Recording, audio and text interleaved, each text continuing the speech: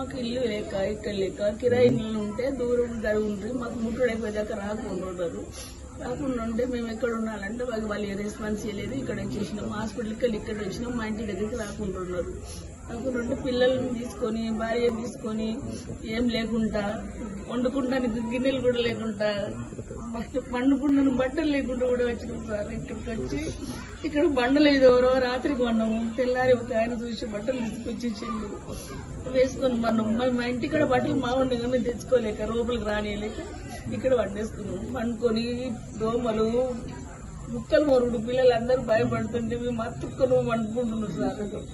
ఇంతకని మేము ఇంకేం చెప్పలేదు. మా కష్టం చూస్తే వాళ్ళే తెచ్చుకోవాలి.